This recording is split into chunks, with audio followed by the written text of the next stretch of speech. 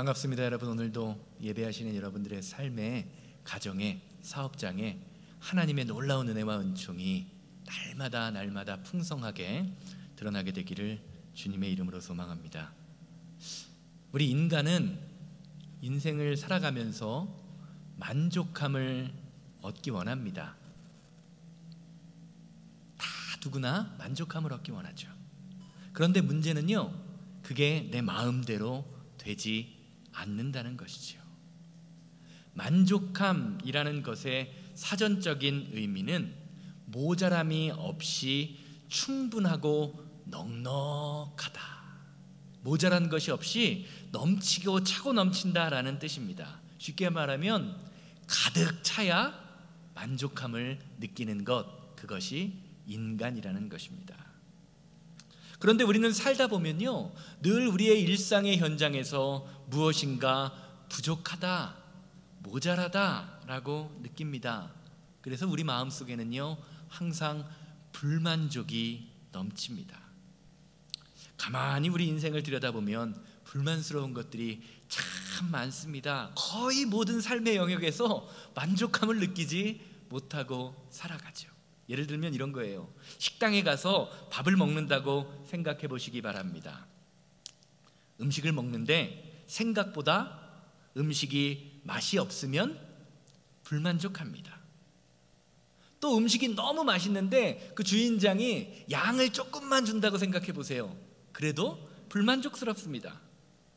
가격도 마음에 들고 음식도 맛있는데 종업원의 서비스가 조금 불친절해도 불만족스러운 것이 저와 여러분들의 삶이지요.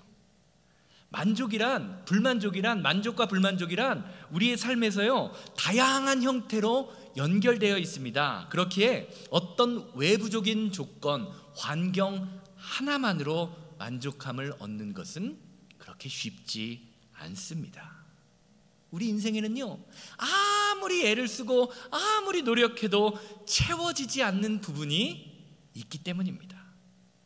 그리고 우리 인간, 저와 여러분들은요, 아주 귀신같이 그 부족한 부분을 쏙쏙 찝어내는 능력이 있습니다.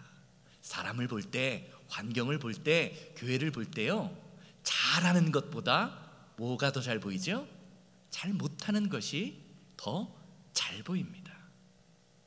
그래서 우리가 인생을 살면서 부족한 부분에 집중을 하다 보면요, 우리는 절대로 만족함을 느낄 수 없습니다. 바다에 떠 있는 큰 배에는요, 배 아래에 일정한 양의 물을 담아두는 곳이 있습니다. 이것을 평형수라고 합니다. 아마 우리 저 뒤에 앉아 계신 이치흥 장로님, 해군에서 근무하셨기 때문에 그 평형수가 뭔지 잘 아실 거예요. 평형수라는 것이 있습니다. 배의 아랫부분에 이렇게 많은 물을 집어넣어서 배가 움직일 때, 항해할 때 그 물을 항상 가지고 다닙니다. 그 이유는요, 화물이 없는 배에 이 물을 채워서 배가 항해하기에 적정한 무게를 맞추기 위함입니다.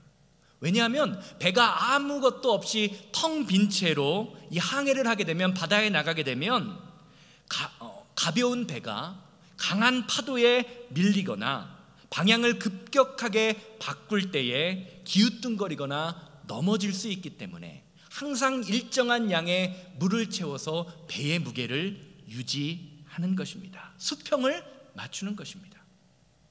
우리의 인생도 마찬가지입니다.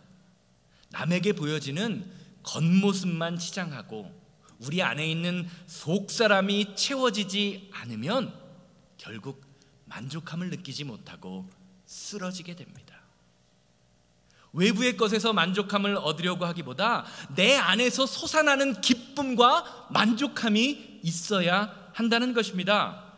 성경을 보면요, 예수님께서 이 땅에 오신 이유, 그래서 십자가에 달려 돌아가신 이유에 대하여 요한복음 4장에서 이렇게 설명하십니다. 사마리아 여인을 만나시면서 이렇게 말씀하세요. 요한복음 4장 14절입니다. 내가 주는 물을 마시는 자는 영원히 목마르지 아니하리니 내가 주는 물은 그 속에서 영생하도록 솟아나는 샘물이 되리라. 아멘. 사랑하는 여러분, 이 세상을 살아가는 많은 사람들이요, 물질에 목말라 합니다. 사랑에 목말라 합니다. 쾌락에 목말라 합니다. 그 이유는 화려한 겉모습, 남들에게 보여지는 비춰지는 화려한 겉모습과는 다르게 그 안에 속사람이 비어있기 때문입니다. 열심히 살아서 이 세상에서 뭔가 이룬 것 같은데 속이 텅텅 비어있는 것입니다. 그러니까 그 빈 속을, 허한 마음을 달래기 위해서 자꾸 외부를 통해 자기적인 것을 찾습니다. 세상적인 것을 찾습니다. 그런데 예수님께서는요, 이렇게 세상에 목말라 하는, 그래서 세상을 찾을 수밖에 없는 인생들을 향하여 이렇게 말씀하십니다. 내가 주는 물을 마시는 자는 영원히 목마르지 아니할 것이다. 내가 주는 이 생명수를 마시는 사람은 영원히 목마르지 않다는 말입니다. 사랑하는 여러분, 여러분은 예수님이 주시는 이 생명수를 여러분의 삶 속에, 마음 속에 소유하고 계신가요? 어떠십니까? 신앙생활이란 예수님을 통해서 인생의 참된 만족함을 얻는 것입니다. 그리고 그 만족함은요, 세상에 줄 수도 없고 흉내낼 수도 없는 그런 만족함이라고 성경이 설명하고 있습니다. 이것이 저와 여러분들이 신앙생활하고 여기에 나와서 예배하는 이유입니다. 무엇 때문에요? 만족함을 얻기 위해서. 지난 주간에 이렇게 인터넷을 보다가, 유튜브를 보다가 예전에 개그맨이었던 김정식이라는 사람, 조그맣게 바풀떼기라고 이렇게 나오던 그 김정식이라는 분의 간증을 들었습니다. 이분이요, 1998년인가 90년대에 개그맨을 그만두고요, 장애인들을 섬기는 목사가 되었습니다. 그런데 간증을 진행하던 그 진행자가요, 그분의 찢어진 속옷과 양말을 우연히 보았대요. 이렇게 다리를 이렇게 살짝 들다 보니까 그 옷을 입었는데 그 안에 속옷하고 양말이 찢어진 거래요. 그러면서 그분이 이렇게 이야기하더라고요. 목사님, 요즘 누가 그런 속옷을 입습니까? 누가 그런 양말을 신습니까? 누가 줘도 안 입을 속옷과 양말 같은데 목사님 그런 옷을 입는 거 보니까, 속옷을 입는 걸 보시니까 제 마음이 너무 찐합니다. 마음이 너무 아픕니다. 그리고는 울더라고요. 그러자 그 김정식 목사님이, 목사가 된 개그맨이요, 이런 말씀을 하십니다. 자기가 예전에 개그맨을 하면서 인기를 끌고 수많은 많은 돈을 벌 때보다 찢어진 양말 신고 있는 이 시간이 더 행복합니다. 더 감사합니다. 사랑하는 여러분, 이것이 주님 안에서 얻는 참된 만족함입니다. 남의 얘기라 전혀 감이 안 오시죠? 남이 찢어진 양말 신는 것, 그리고 만족함을 얻는 것, 아마 감이 안 올 수도 있습니다. 사랑하는 여러분, 많은 분들이요, 신앙생활의 목적을요, 구원을 받기 위한 것, 즉 천국을 가는 것이라고 생각합니다. 그래서요, 내가 구원받았다라는 생각이 들면요, 더 이상 신앙생활을 열심히 할 필요성을 느끼지 못합니다. 왜요? 목적을 이루었기 때문입니다. 사랑하는 여러분, 구원 받으셨습니까? 구원 받으셨습니까? 구원 받은 것도 자신이 없으신가요? 구원 받았으면 신앙생활이 끝난 것입니까? 아닙니다. 구원은요, 신앙생활의 목적이 아니라 출발입니다. 구원받았기에 이 세상을 살아가면서 구원받은 자로서의 삶을 사는 것, 그것이 성도가 이 세상을 살아가는 이유입니다. 성도의 삶의 목적은요, 단순히 구원받는 것을 넘어서 하나님을 영화롭게 하는 것과 동시에 영원토록 하나님을 즐거워하는 것이기 때문입니다. 그것이 성도가 살아가는 이유와 존재의 목적입니다. 하나님을 영화롭게 하고 하나님을 기뻐하는 그러한 삶을 살았던 사람들이 어디에 나옵니까? 바로 성경에 나오는 믿음의 선배들입니다. 그들이 삶으로 증거하는 구원받은 자들의 모습이 바로 그것입니다. 예수님을 위해서 때로는 고난을 받고, 예수님을 위해서 때로는 손해를 보고, 예수님을 위해서 때로는 아픔을 겪지만 그 안에서 얻게 되는 주님이 주시는 참된 기쁨과 은혜와 평안과 만족이 있는 삶이 바로 구원받은 자의 삶이다. 성경이 그것을 이야기하고 있습니다. 그래서 사도 바울은요, 갈라디아서 말씀을 통해서 다음과 같이 증거합니다. 갈라디아서 6장 14절입니다. 그러나 내게는 우리 주 예수 그리스도의 십자가 외에 결코 자랑할 것이 없으니 그리스도로 말미암아 세상이 나를 대하여 십자가에 못 박히고 나도 또한 세상에 그러하니라. 사랑하는 여러분, 여러분이 이 세상을 살아가시면서 사람들을 향하여 자랑할 수 있는 것, 그래서 그것을 통하여 만족함을 얻는 것은 과연 무엇입니까? 많은 사람들이요, 물질을 자랑합니다. 지식을 자랑합니다. 명예를 자랑합니다. 건강을 자랑합니다. 그런데요, 성도는요, 잠깐 있다가 사라질 세상을 자랑하고 또 그것을 통하여 만족함을 얻는 사람이 아닙니다.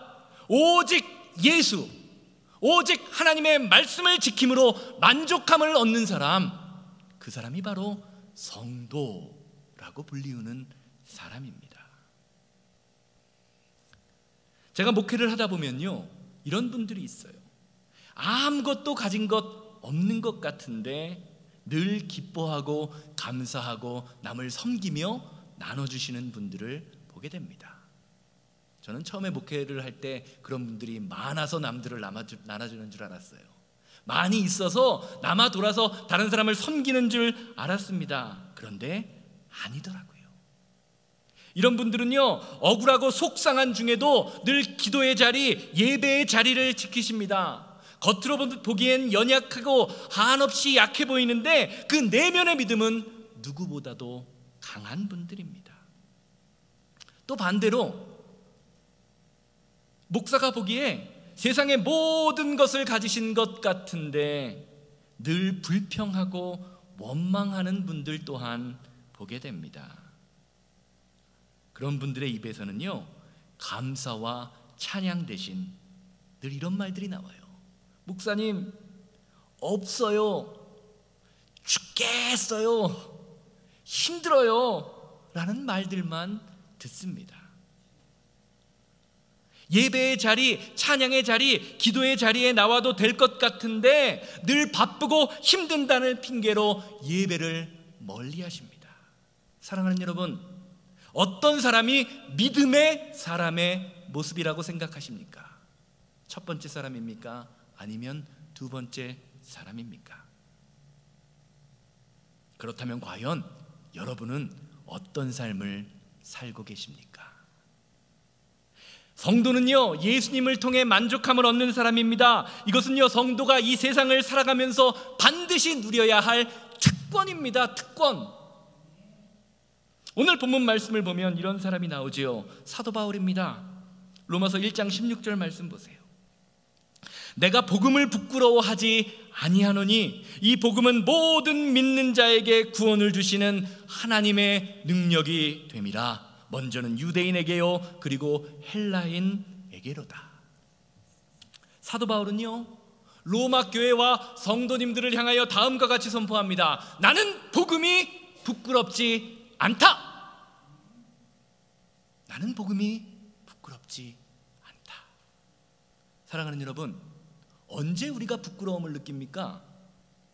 스스로 모자라다고 느낄 때, 내가 부족하다라고 느낄 때 부끄러움을 느낍니다.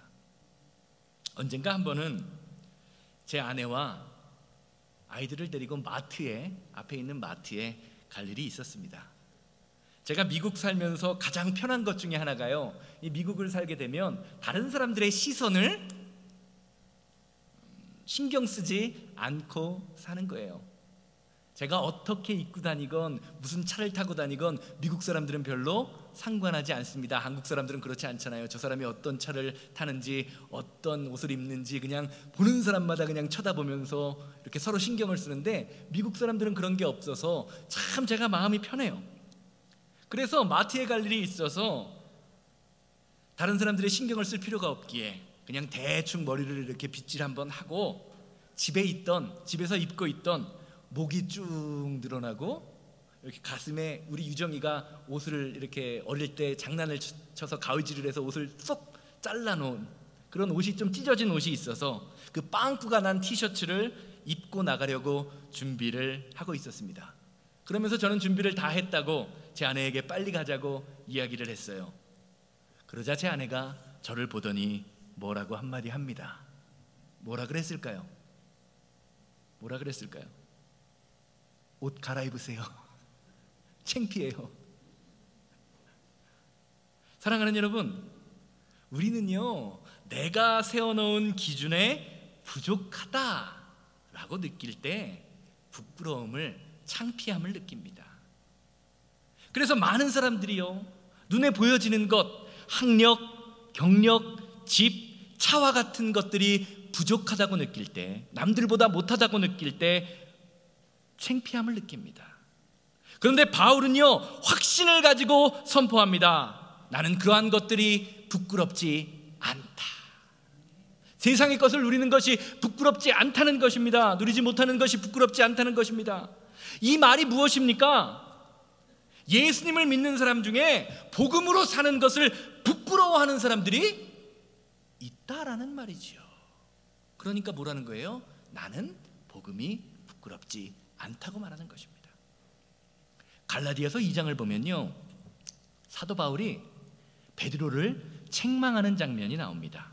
그 이유가 무엇이었을까요?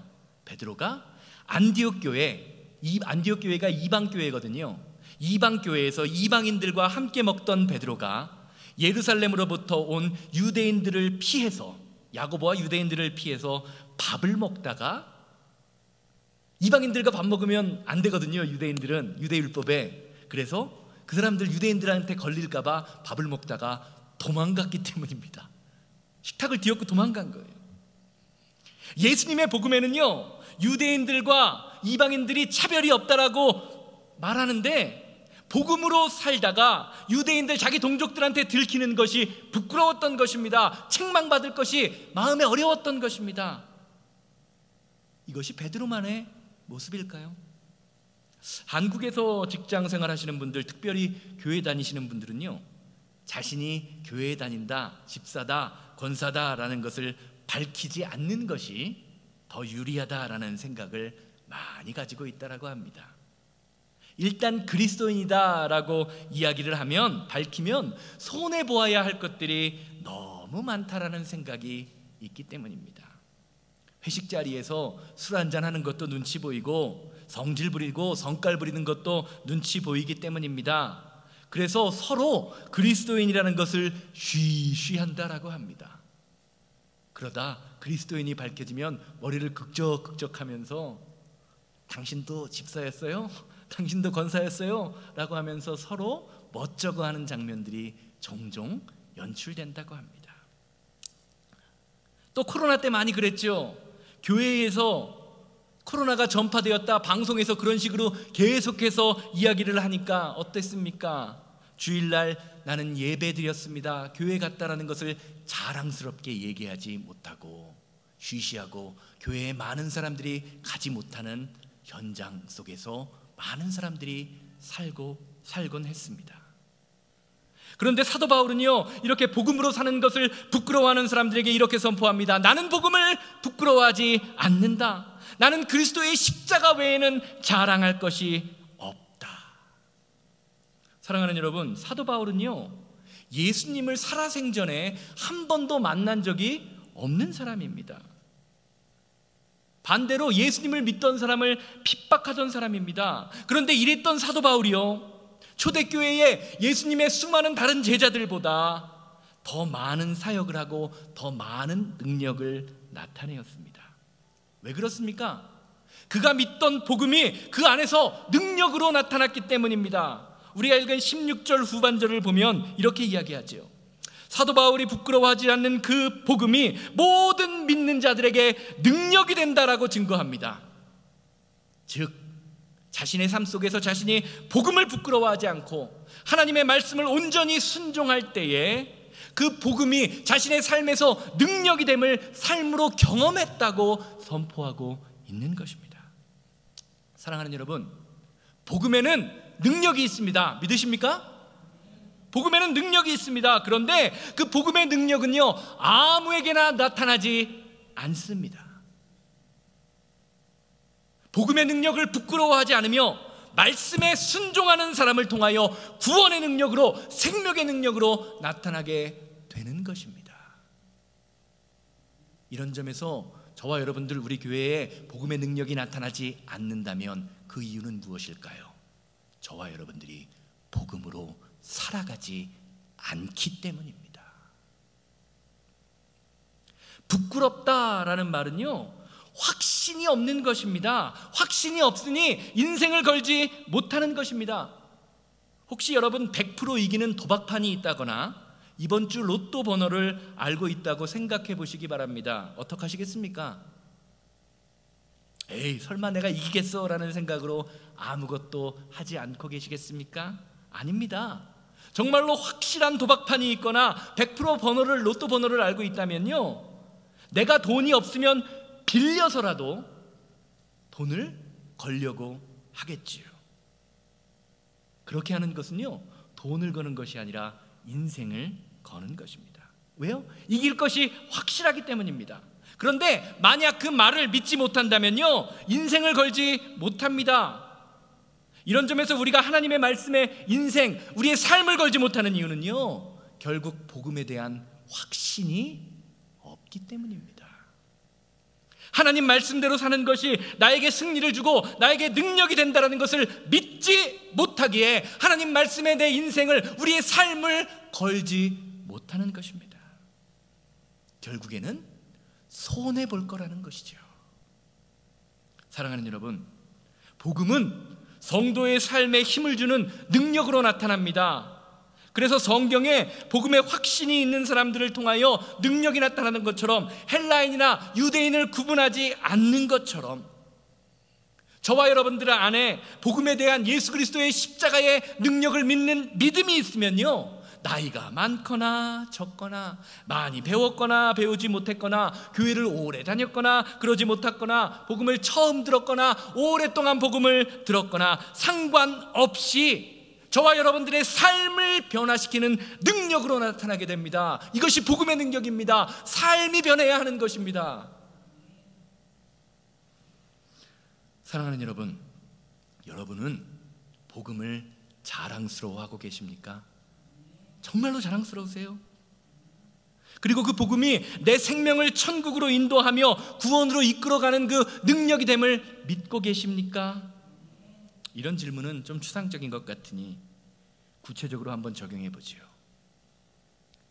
사랑하는 여러분, 여러분은 지금 이 시간 예배 나와서 드리는 이 시간이 세상의 어떤 것과도 바꿀 수 없을 것만큼, 세상의 어떤 것보다도 소중하다고 고백하고 계십니까? 우리가 드리는 새벽 예배, 수요 예배가 세상의 어떤 것보다도 소중하다, 내 인생을 바꿀 만큼, 내 사업장을 바꿀 만큼 소중하다라고 고백하십니까? 왜 목소리가 작아지죠? 유기성 목사님이요, 예전에 부흥회를 인도하시다가 오늘 우리가 헌금 시간에 불렀던 주 예수보다 더 귀한 것 없네 라는 찬양을 부르다가요, 마음이 울컥해지셨대요. 그리고 찬송을 잠시 중단하고요, 교인들에게 이렇게 물으셨답니다. 여러분, 정말로 주 예수보다 귀한 것이 없으십니까? 혹시 그렇지 않은데 이 찬송을 부르면, 우리가 마음속으로 부르면, 우리가 입으로 부르면 찬송을 들으시는 마음에 주님의 마음이 과연 어떨까요? 라는 생각이 들었다고 합니다. 그리고 이렇게 성도들에게 말씀하셨대요. 정말로 예수님보다 귀한 것이 없다라고 고백되는 분만 이 찬양을 한번 불러봅시다. 결과가 어땠을까요? 반주는 계속해서 나오는데요, 아무도 찬양을 못 부르더래요. 심지어는 목사님 자신도 찬양을 부르지 못하셨답니다. 왜요? 내가 정말로 예수님보다 귀한 것이 없다라는 그 생각을 하다 보니까 내 자녀도 예수님보다 귀한 것 같고, 내 자존심도 예수님보다 귀한 것 같고, 내 사업장도 예수님보다 귀한 것 같고, 내가 가지고 있는 물질도 예수님보다 귀하다는 것이 고백되었기 때문입니다. 그때 한두 교인이 눈물을 흘리기 시작하더래요. 내가 이 세상을 살면서 신앙생활을 하면서 예수님보다 귀한 것이 정말로 많구나. 그러면서 다들 그 찬양의 반주 속에 통곡했던 일이 있으셨다라고 합니다. 사랑하는 여러분, 여러분 어떠십니까? 정말로 이 시간 드리는 예배가, 우리가 함께하는 찬양과 기도가 주 예수보다 귀한 것 없다라고 하는 그 마음속으로 찬양하고 예배하고 계십니까? 혹시 우리가 하나님을 만홀히 여기며 사람을 속이고 하나님을 속이고자 하는 것은 아닙니까? 어떠세요? 우리도 한번 해볼까요? 반주 좀 해주세요. 94장.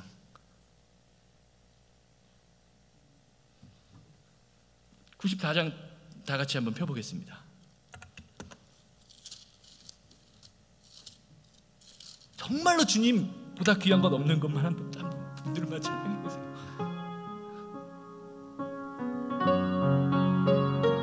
우리가 날마다 찬양하면서 주님보다 귀한 것 없습니다, 주님이 최고입니다 말로는 하는데요, 정말로 내 마음이 그런지, 세상 모든 즐거움, 세상 명예 다 버리고 나의 사업이라도 포기할 수 있을 만큼 예배를 중요하게 여기고 기도를 중요하게 여기고 찬양을 중요하게 여기고 있습니까?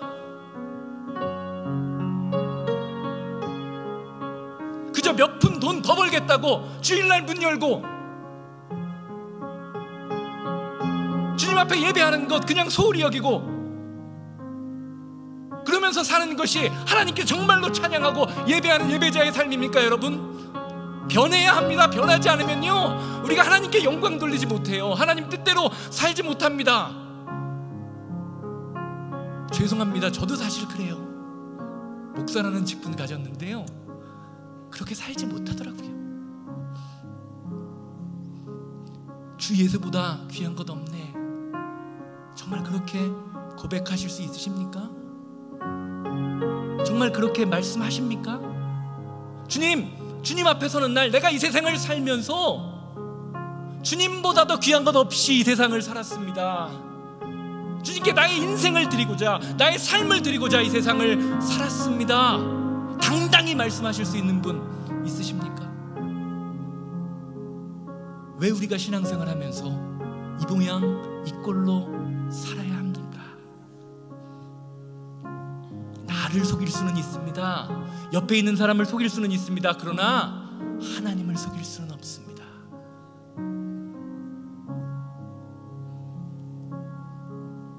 주 예수보다 더 귀한 것 없네. 이 찬양은요, 입술로 부르는 찬양이 아닙니다. 마음으로 부를 수 있는 찬양이에요.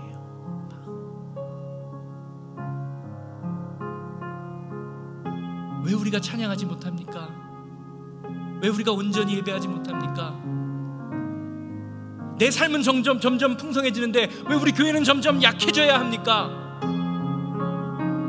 아버지, 주여 우리에게 주님을 사랑하는 마음을 주시옵소서. 사랑하는 여러분, 예수님의 십자가의 복음 앞에 처음 서던 때를 기억하십니까? 그냥 모양으로만 십자가를 말씀드리는 것이 아닙니다. 예수님의 십자가의 복음을 받아들이고 내 죄를 고백하며 구원의 감격을 느꼈던 그때, 예수님을 나의 삶의 주인으로 인정하며 나의 구세주로 이제는 세상을 향하는 것이 아니라 예수 그리스도를 위해서 살겠다라고 고백했던 그 순간을 기억하십니까? 신앙생활은요, 구원받는 것만으로 끝나는 것이 아닙니다. 구원받은 자로서의 삶을 살아야 합니다.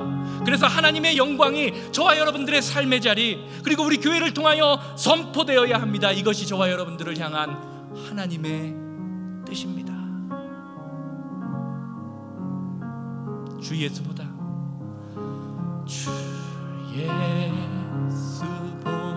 더 귀한 것은 없네. 이 세상 부귀와 바꿀 수 없는 주를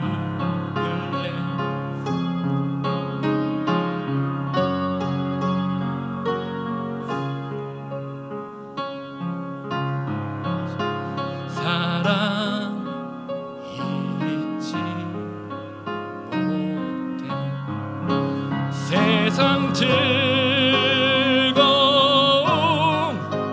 다 버리고 세상 자랑 다 버렸네 주 예수보다 더 귀한 것은 없네 예수 밖에는 없네. 로마서 1장 17절 말씀 보세요. 복음에는 하나님의 의가 나타나서 믿음에 이르게 하나니 기록된 바 오직 의인은 믿음으로 말미암아 삶과 같으니라. 믿음에서 믿음으로 이르게 된다라는 말은요, 저와 여러분들이 이 세상에서 행하는 믿음의 행위를 통해서 또 다른 믿음의 행위가 열리게 된다는 말입니다. 바꾸어 말하면 저와 여러분들의 삶을 통해서 믿음의 말과 믿음의 행동이 없으면요, 믿음의 열매 또한 우리 교회를 통하여 우리 성도님들의 삶을 통하여 맺힐 수 없다라는 것을 말해주는 것입니다. 그래서 시편 기자는요, 시편 126편 6절 말씀을 통해서 다음과 같이 증거합니다. 울며 씨를 뿌리러 나가는 자는 반드시 기쁨으로 그 곡식단을 가지고 돌아오리다. 사랑하는 여러분, 살아있는 교회는요, 씨 뿌림이 있는 교회입니다. 지금 당장 손해보는 것이 아까워서 하나님께 드리는 씨를 뿌리지 않으면요, 절대로 저와 여러분들의 삶을 통하여 열매를 맺을 수가 없습니다. 씨를 뿌리지도 않고 열매를 거두기 원하는 것은요, 도둑놈 심보입니다. 그런데 이 시대에 많은 교회들이, 성도들이 저 자신을 포함해서요, 씨를 뿌리지 않으면서 열매를 걷고자 합니다. 사랑하는 여러분, 사무엘상 2장 30절 말씀 보세요. 그러므로 이스라엘 하나님 나 여호와가 말하노라, 내가 전에 내 집과 내 조상의 집이 내 앞에서 영원히 행하리라 하였으나 이제는 나 여호와가 말하노니 결단코 그렇게 하지 아니하리라. 나를 존중히 여기는 자를 내가 존중히 여기고 나를 멸시하는 자를 내가 경멸하리라. 사랑하는 여러분, 하나님은 차별 없이 누구나 다 사랑하는 분입니다. 그러나 아무나 사랑하시지는 않습니다. 하나님을 존귀히 여기고 하나님을 사랑하고 예배를 삶의 목적으로 여기는 자들을 찾으시고 그들에게 축복을 주십니다. 이것이 하나님이 주시는 축복의 원리예요. 하나님의 말씀을 무시하고 경멸하는 자는 경멸하시겠다고 약속하고 계십니다. 그런데 이 세상에 많은 사람들이요, 심지어는 많은 성도님들이 직분자들조차 이것을 깨닫지 못하고 물질에 매여 삽니다. 자존심에 매여 삽니다. 자기 사업에 매여서 하나님께 온전히 예배하지 못하고 살아갑니다. 사랑하는 여러분, 예수 그리스도를 주라고 고백하신다면요, 내가 정말로 십자가의 복음을 인정하고 있는지, 그 복음으로 살아가고 있는지, 정말로 주님보다 귀한 것이 이 세상에 없는지 냉정하게 하나님의 말씀으로 내 자신을 돌아보아야 합니다. 그렇지 않으면요, 내가 구원받았다고 생각하는 그것이요, 착각일 수 있습니다. 하나님과는 아무런 상관없는 삶을 살면서 나는 괜찮다, 나는 구원받았다, 주님 앞에 서는 그날 주님께서 내가 너를 도무지 알지 못하겠다, 그렇게 말씀하신다면 여러분, 주님 앞에서 뭐라고 말씀하실 것입니까? 주님 앞에 서는 날 가장 소용없는 것이 물질입니다. 주님 앞에 서는 날 가장 부담스러운 일이 물질을 많이 가진 것입니다. 주님 앞에 서는 날 가장 고통스러운 것이 하나님 뜻대로 물질을 사용하지 않은 것입니다. 그래서 성경은 말하죠, 물질을 사랑하는 것이 일만하게 뿌리가 되느니라. 우리가 하나님의 나라를요 1분만 미리 볼 수 있다면요 세상에 대한 생각, 돈에 대한 생각이 완전히 바뀔 것입니다. 성도라는 이름은 가졌지만 천국을 살지 못하고 세상을 살고 있으니 하나님의 말씀을 붙들지 못하고 세상에 붙들려 살아갑니다. 사랑하는 여러분, 성도는 믿음으로 살아가는 사람입니다.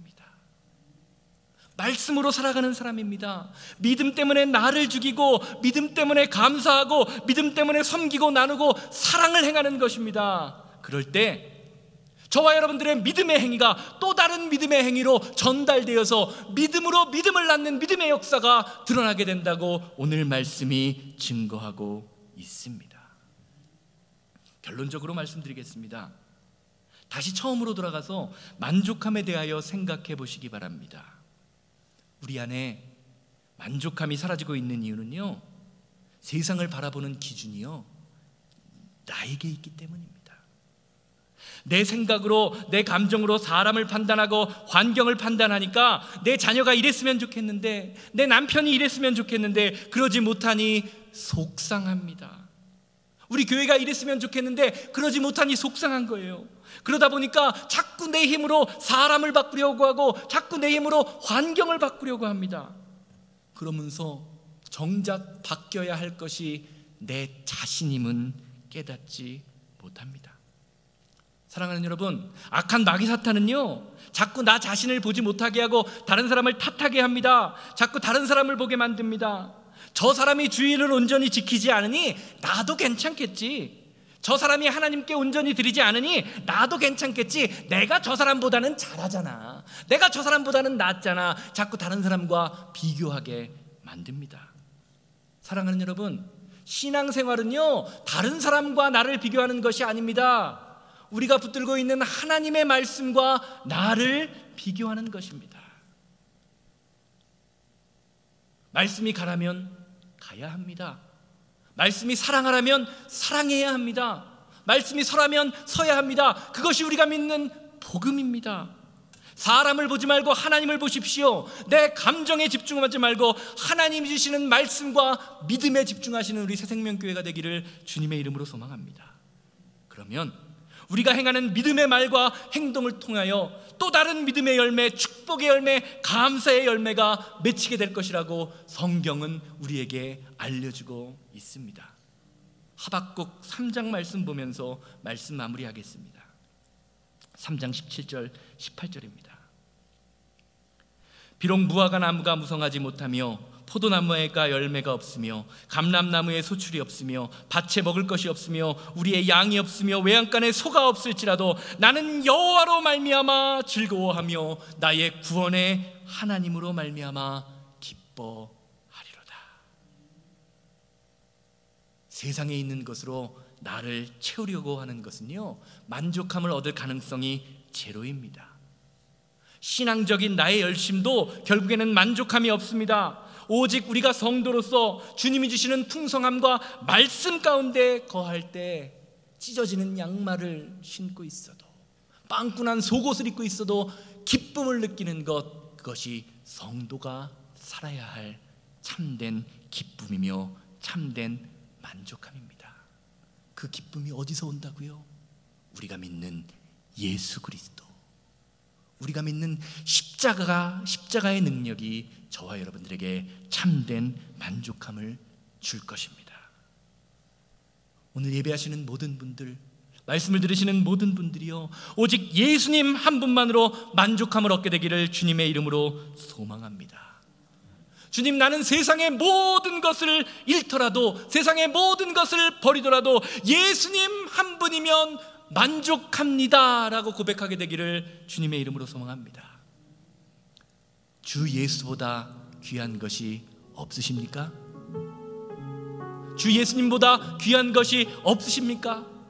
그렇게 고백하고 그렇게 살아가는 새생명교회와 성도들 되기를 주님의 이름으로 소망합니다. 예수님보다 귀한 것이 세상에 없다고 고백하고 그것을 살아내는 것, 그것이 하나님이 원하시는 성도, 우리 새생명교회를 통하여 원하시는 삶입니다. 다 같이 자리에서 일어나셔서 이 세상을 살아가는 동안에 부르시고 기도하기 원합니다. 주님, 내가 정말 주님의 십자가로만 만족함을 얻기를 원합니다. 지금까지 성도라는 이름은 가졌지만 세상을 쫓아가며 세상의 것을 만족하기 원하며 세상의 것을 모으고 세상의 것을 자랑하고 살았더라면 이제부터는 예수 그리스도의 십자가만을 자랑하며 예수 그리스도의 말씀으로 만족함을 얻는 귀한 믿음의 자녀 되게 하여 주시옵소서. 다 같이 기도합니다. 이 세상을 살아가는 동안에, 이 세상을 살아가는 동안에 나의 힘을 의지할 수 없으니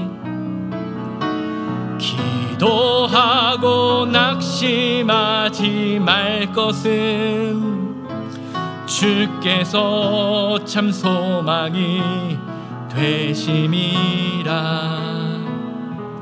하나님의 꿈이 나의 비전이 되고 예수님의 성품이 나의 인격이 되고 성령님의 권능이 나의 능력이 되길 원하고 바라고, 하나님의 꿈이 나의 비전이, 하나님의 꿈이 나의 비전이 되고 예수님의 성품이 나의 인격이 되고 성령님의 권능이 나의 능력이 되길 원하고 바라고 기도함. 다 같이 기도합니다. 자비롭고 거룩하신 하나님,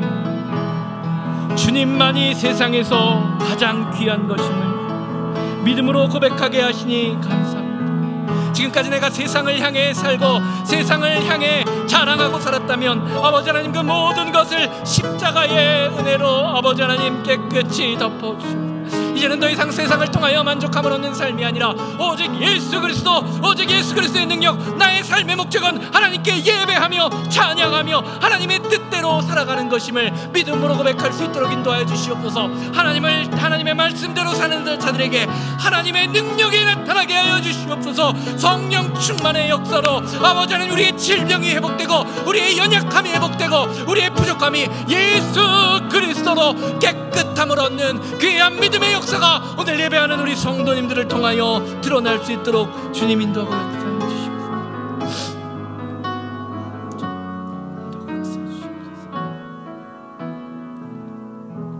아버지,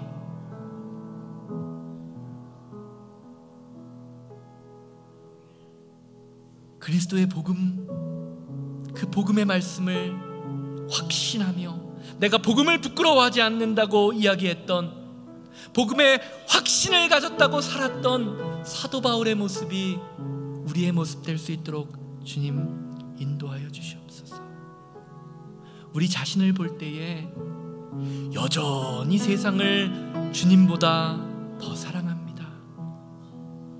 여전히 물질을, 내 자녀를, 자존심을, 내 사업을 주님보다 더 귀하게 여기는 불쌍한 우리를 주님 십자가 앞에 나와 깨끗게 할 수 있도록 주님 인도해 주시고, 말씀으로 살아감으로, 믿음으로 살아감으로 주님이 주시는 새로운 능력이 나타나게 하여 주시옵소서. 우리 가운데 질병이 회복되게 하시고 하나님의 말씀으로 우리의 마음의 상처가 예수 그리스도의 이름으로 회복되는 믿음의 역사, 능력의 역사가 오늘 예배를 통하여 드러날 수 있도록 인도하여 주시옵소서. 세상에서 믿음보다, 예수님보다 귀한 것 없는 것을 고백하는 우리 성도님들의 삶과 가정 가운데 하나님의 능력이 나타나게 하여 주시옵소서. 이제는 우리 주 예수 그리스도의 은혜와 아버지 하나님의 거룩하심과 성령님의 감화감동 역사하심이 예배를 마치고 삶의 자리로 돌아가 주 예수님보다 귀한 것 없음을 믿음으로 고백하며 살아내기를 원하는 우리 성도님들의 삶과 가정과 사업장 만나는 모든 사람들 위해 이제부터 영원토록 함께 있을지어다. 아멘.